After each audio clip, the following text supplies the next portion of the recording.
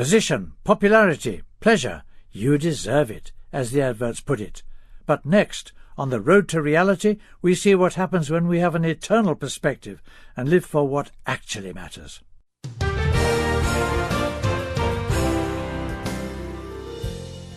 Here we are, Richard Bewes greeting you today. In the Bible, it was James commenting on the brevity of life when he wrote, "It is even a vapor that appears for a little time and then vanishes away." Deep down, we know our time on earth is temporary, but we don't act that way. It was Solzhenitsyn of Russia who said, "Only one life is allotted us, one small, short life." So to gain an eternal perspective and a life that matches it requires an input from the blazing truth of Scripture. Today, on the road to reality, Brother K.P. Yohannan will help us with that as he turns to Luke chapter 12. This, my friends, is the weekly radio ministry of Gospel for Asia, and we invite you to stay with us for the next half hour as together we explore this.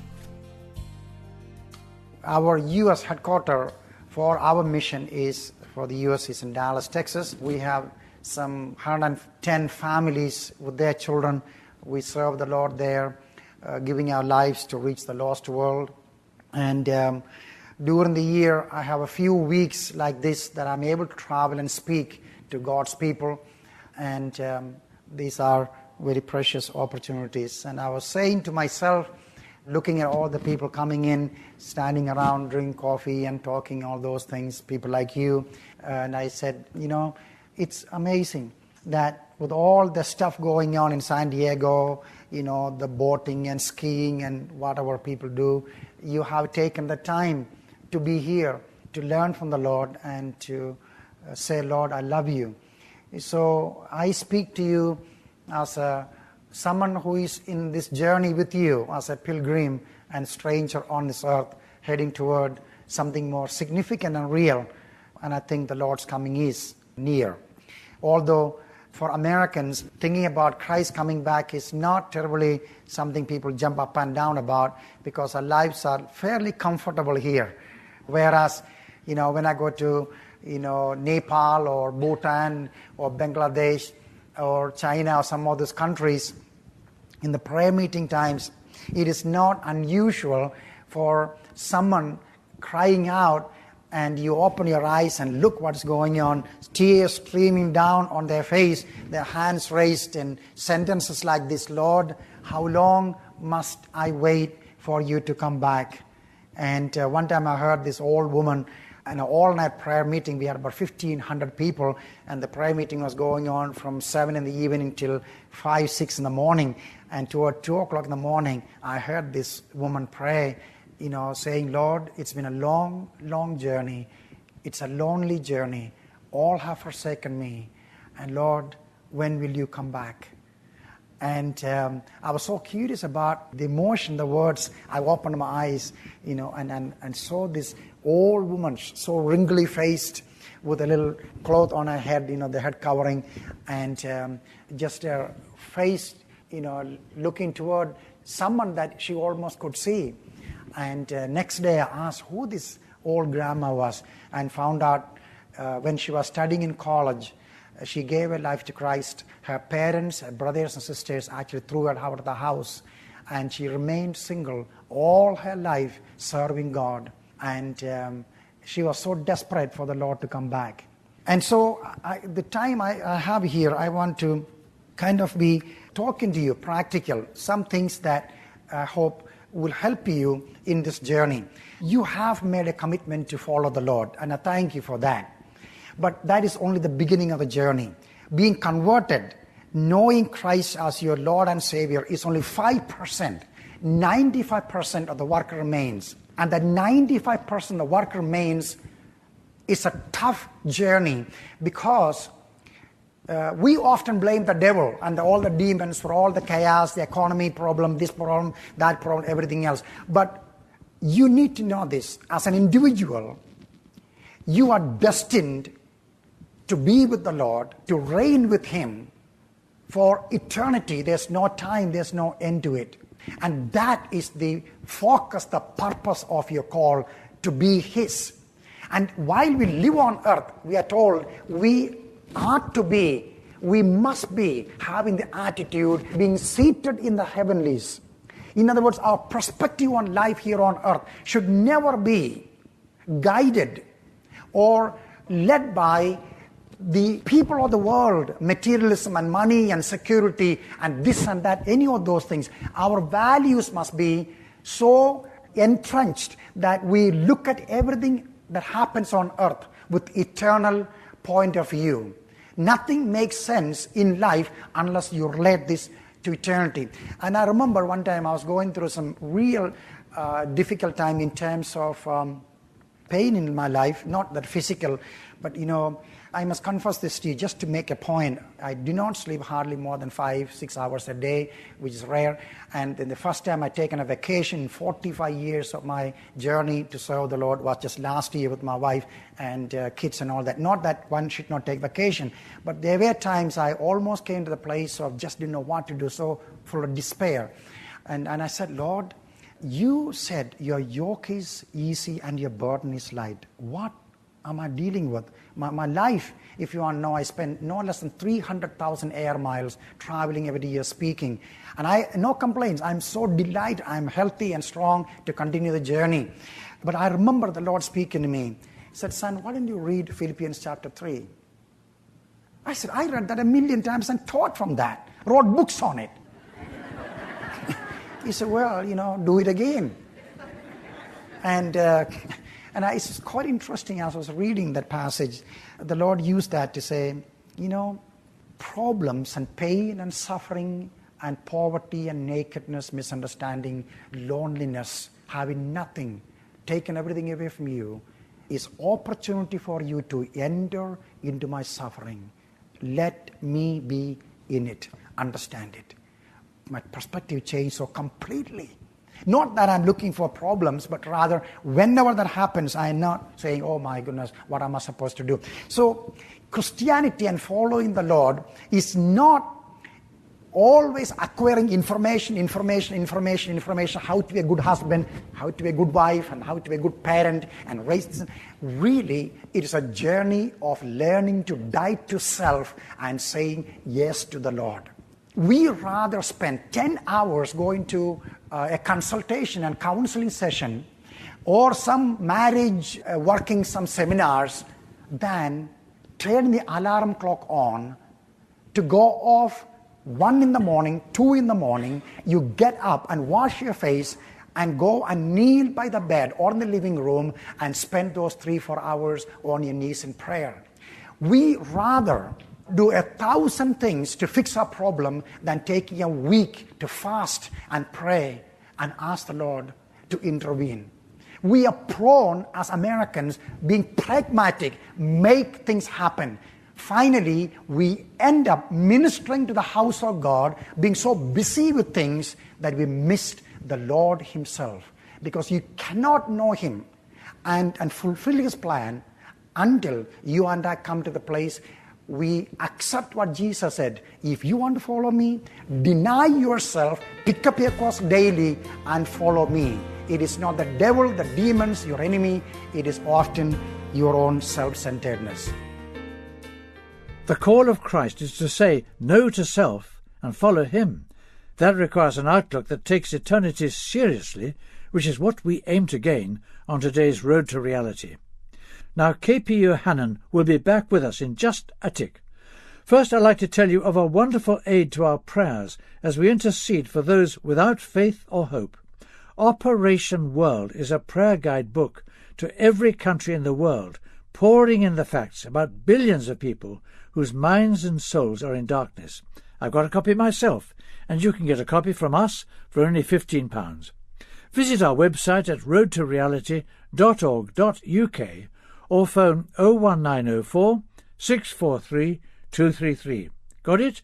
roadtoreality.org.uk or 01904 643 233. Let's go back to KP now as he opens Luke chapter 12 with us. Now, if my time must be spent in America to preach and teach from Bible passages, then I shouldn't be doing that here. Because my reason for being here is to call your attention to a world out there that do not know the Lord. But I know it is not going to be now 1, 2, 3, 4 things you do to make things happen. Rather, knowledge of the Lord and your knowing Him will result in the kind of life we ought to be living. That's what it's all about. So that you will not think, why? I mean, he said a lot of things, but he didn't read the Bible, you know. Luke chapter 12. Just a couple of verses as a reference. Luke chapter 12. This is where Jesus told the parable about the rich fool. Remember that guy who had a lot of field? You know, I grew up in a rice farm in South India, so I can tell you how that looked like. And he was so blessed. And he had a real problem what to do with it. He said, well, I'm going to tear down everything, build bigger barn, and hold everything up. And then I said to myself, drink, eat, have a wonderful time. In California, you say, take it easy, go for surfing, get another boat, get the latest fashion, and get the newest car that does everything for you. You can go to sleep in it while it drives by itself. And, your hands are so, weak and withered. Just electric toothbrush, it will do it for you automatically. And, take it easy. I mean, just care for yourself. And God said, you fool. If your life is snuffed out tonight, if a cardiac arrest take place, you don't wake up in the morning. What happened to the boat? What happened to the house? What happened to the plans? What happened to all the fancy stuff that you just ordered online? And what happened to all the vacation plans you dreamed of for the next 10 years? And what happened to all that stuff? You see, that's talking about a lost man, obviously, maybe. But do you realize that a lot of born-again Christians live their life for themselves? I remember some years ago, in 1974, I came to America. And the first few years of my life, I was living for myself. And to the extent, it took me sometimes half hour to get dressed because I read a book, Color Me Beautiful. I analyzed my skin, I was a winter. And, having married to this wonderful girl from Germany, her parents used to send us quite a bit of money, so I didn't have to buy anything on credit, just bought stuff, began with Kmart, ended up buying from Neiman Marcus stuff. And there were 70 expensive neckties, all of them imported from Europe. Before I came here, I was there. And, there's nothing wrong with having nice things in life. I believe being Christian, our life should be wholesome, not raggedy and living on the street. But when I looked at my library, in my own private library, 7 expensive leather-bound Bibles sitting there, I remember the Lord speaking to my heart, son, half of the world have never seen one page of the Bible. Never seen one page of the Bible. What are you doing with your life? Is 13 Christian radio stations in Dallas, Texas, 24 hours, every kind of teaching and best of music? Is it not enough for you? You have to spend so much money to buy the best stereo system and all the equipments. And the Lord said, for the entire nation with 1 billion people, not one Christian radio station in that country where you're born and raised. What are you doing with your life? When half of the world go to bed with empty stomach and naked bodies, son, how much more stuff you must buy to clothe your little fragile body. It was not condemnation or guilt or somebody beating me on my head and say, you are a lost sinner. No, it was compassion. It was mercy. And that's when I realized, Lord, even in spiritual things, I'm so self-centered. I'm so lost. I don't care. And all I could do was repent.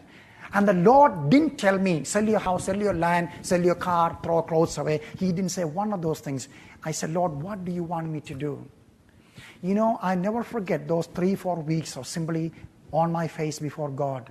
And He was not trying to get me give up all the stuff. But whatever we sold and gave away, walked away from everything I had, it was not out of guilt. It was such a joy. If the Lord asked me to jump off from a 7-story building, I would have done it because I couldn't stop telling him how much I love him. It was not works or legalism, but finally I saw my life on earth is so fragile, so very brief. I must exchange everything I have for the sake of him who died on the cross for me and for the lost world. And my precious brother, my sister, I cannot help but encourage you to think about 100 years from now what all this will mean for your life. And the strange thing, I grew up as a young boy in India where we as little kids going to school, we learned to use fountain pen. I like to stay in hotels and motels because I can steal everything they have. And this, so I picked up 2 of them already. But, these are disposable ones. But fountain pen is, you really put ink in it, and it's always been my delight. We all got our weaknesses, My weakness is finding pens. And so before coming to America, being in Germany, I bought this pen called Mont Blanc. I think some of you know that. Who want to spend $600 to buy a fountain pen? Somebody really dumb. But I wanted the best fountain pen. I remember during the days, some 35 years ago, the Lord dealing with my heart. I remember sitting in my comfortable room, writing with this pen. It's the most weird thing how God sometimes speaks to us. This is one of those times. It looked like the Lord walked to my desk as I was writing away with my pen. The strange question the Lord asked. I just could hear it in my heart. So you like that pen? What a question to ask. Of course I do. It's my pen. And the next thing, it's out of nowhere, just new thought. Who is going to use it 100 years from now? That just totally paralyzed me. I literally held that pen up and looked at it. And I heard the question again. Who's going to use it 100 years from now? That was one of the many things the Lord was doing to make me understand what it means to be His and completely His. And so I say this to you, my brothers and sisters. If giving up house and money and Mont Blanc and have no clothes and live poor on the street is to be spiritual, then people in Bangladesh and Africa and India are far more spiritual than any of us. People can be poor but be greedy as the devil. The issue is not that. The real issue is, do we take the call of Christ serious when He said, unless you forsake all and follow me, you cannot be my disciple. When He said, lift up your eyes and see the harvest field, they are white for harvest. They are not waiting for next month, but they are dying right now and plunging into eternity. 80,000 people every day in the Indian subcontinent, they die having never heard Christ's name. Afghanistan, some 17 million people. In the entire nation, it is said, maybe less than 500 Christians in the entire country, not one church building. If you belong to Christ, if I belong to Christ, whose heart must ache and eyes must weep and accept sacrifice and embrace the cross and pray and fast. If you will not do that, if I will not do that, who will do it? Again, here is what I believe the Lord is calling us during these last few years that are before us. Do not hold on to your life. This man was so concerned about his own little life, especially now the economy is going haywire, I think in America. And, some ways, think about it.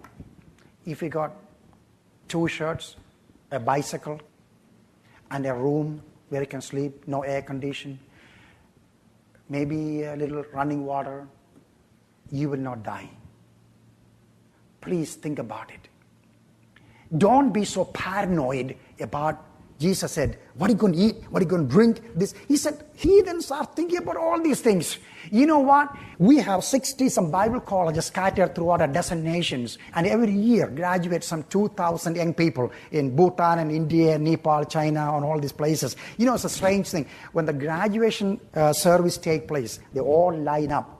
Now having made the decision to go to the mission field, wherever the Lord leading them to go with the consultation with the mission leaders and all those things.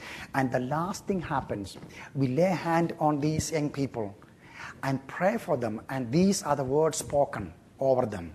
My young brother, my young sister, the Lord called you to go to the mission field.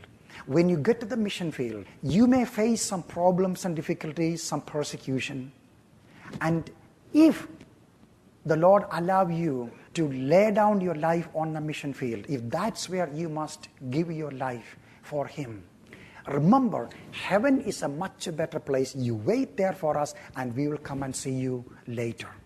And I can tell you story after story after stories, like the young missionary I met a while ago. The guy is handsome, very well-trained, good-looking. Everything was wonderful. But after being on the mission field, now coming back for a pastor's conference, seeing him, I was startled, amazed and shocked by that, because there was a deep scar on his forehead, and whoever did what they did with it, it was a messy job in stitching it up. And I asked him, brother, what happened to you? Before he could answer, another brother standing next to me and said, well, I will tell you the story. Well, the story is, on the mission field, as he led a whole bunch of people to Christ, the anti-Christian fanatics came one Sunday morning and simply began to beat him up with iron rod and chain and left him in a pool of blood, saying that we'll come back to bury you. Don't stay here. It took a long time for him to recover. But the senior leaders told him, now you better don't go back there. They will come and kill you. This is not unusual. I don't know if you know this or not. Just in the last 1.5 years in Orissa state, some 4,000 Christians' homes were completely demolished by anti-Christian fanatics. Over 500 believers lost their lives. And when they told him, maybe you should relocate, this is what he said. He said, I will do what you asked me to do. But when I was sent here, this is what I was told. Heaven is a much better place. He said, I'm already dead. My life is not mine. See, Acts 20, when people told Paul, hey, don't be that dumb. You're going to get in trouble. Walk away. His response, you remember, this is not to be studied for Greek and Hebrew and theology and fancy talk. No. He said, I know, but I do not regard my life precious to me. Why, I ask you, my sister, my brother, we cannot spend 2 or 3 days fasting? Why can't we spend at least an hour a day on our knees for a world that is dying? How come that our spirituality is not making us to say no to self and what we want for the sake of Him? Yes, that's K.P. Yohannan, urging us to let go of self-centered living that shrivels within its own shell. Hey, you're listening to The Road to Reality. As KP was talking about having a heart for eternal things, may I remind you again about this aid to prayer that opens up our hearts to our lost world. The new Operation World, as it's called, takes us through every country in the world with information as to how many Christians there are in any country you select, how many people are still unreached with the gospel, and what the greatest prayer needs are. Let's expand our vision and our prayer life. Listen, your bedroom could touch the world. For £15, Operation World can be sent to you from our website, roadtoreality.org.uk. That's roadtoreality.org.uk, or call us on 01904 643 233. 01904 643 233. And, like Gospel for Asia UK on Facebook, or follow GFA_UK on Twitter to receive encouraging quotes and up-to-date stories and prayer requests from the mission field. Now we'll be with you next week at the same time and continuing the same theme of eternity with K.P. Yohannan. That'll be right here on The Road to Reality. This is Richard Bewes with Gospel for Asia, wishing you from all of us God's blessing and encouragement in our shared driving desire to advance Christ's kingdom even among the most unreachable.